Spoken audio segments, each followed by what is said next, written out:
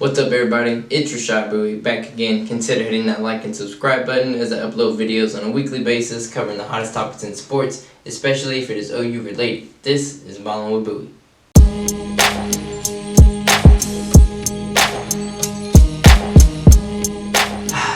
Today, I want to talk about something that I did not see coming, and that is Oklahoma softball losing in the regular season. I did not imagine it happening, but it happened. So let's talk about it. Let's break it down a little bit. Number one team in the country, University of Oklahoma, traveled to Georgia to take on 21 ranked Bulldogs, and it was a very tight game the entire game. Georgia was winning 2-1 heading into the 6th inning until Lindsey Elam hit a 2-out grand slam to grab a 5-2 lead in the top of the 6th. 5-2 lead, top of the 6th. That's a 3-run lead with 6 outs. You need 6 outs to get the win. You got a 3-run lead.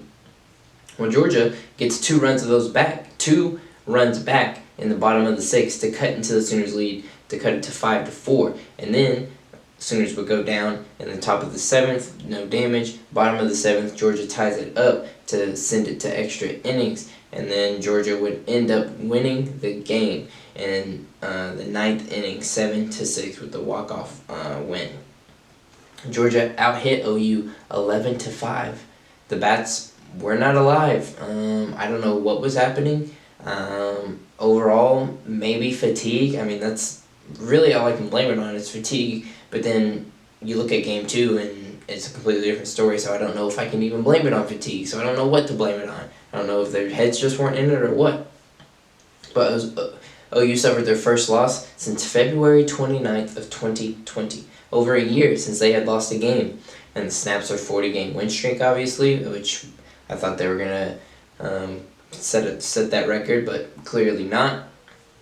But the big story of the game, even though there was only 5 hits, OU had a lead, so you can't blame it on the batting because they had a 5-2 lead. Big story of the game is the relief pitching that failed OU, and that relief pitching was Sale and May, which they both looked very strong in the series against Texas where we completely dominated, and they both came in against Georgia and did absolutely terrible. They gave up a combined 5 runs to lose OU the game. G. Juarez did her thing. She gave up 2 runs. She gave up 2 runs in 6 innings, and OU had the lead after 6 innings. So I don't really know what else to say about that. The pitching failed OU in that Game 1. But then Game 2, it's a completely different story. OU grabs a 5-0 lead in the first inning, like they've been doing the past couple games. Not in a row, but it's a thing that they do quite frequently is grab big leads early in the first couple innings, especially in the first inning. They grabbed the 5-0 lead in the first inning in Game 2 and then went on to win Game 2 12-0. It took them 5 innings. They lost Game 1 by 1 run in extra innings, and they turn around and absolutely clapped Georgia. So clearly, Georgia was not on the same radar as OU. OU should not have lost that game, but they did. So now OU's 34-1 on the year, which is still obviously the best team in the country. They're not going to drop in the rankings. I can't imagine them dropping in the rankings. They're still clearly the best team in the country, even though they dropped a game.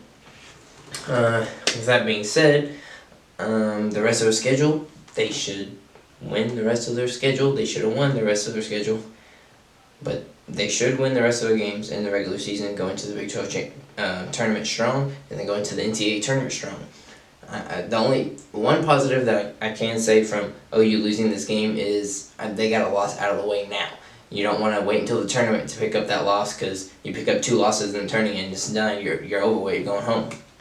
So I am glad that they kind of got humbled. Maybe that's why they responded so well in Game 2, is because they got humbled. They were like, oh wait, we still got to show up and play. That number 1 next to our name don't mean anything. And that 0 next to our name don't mean anything. We still got to show up.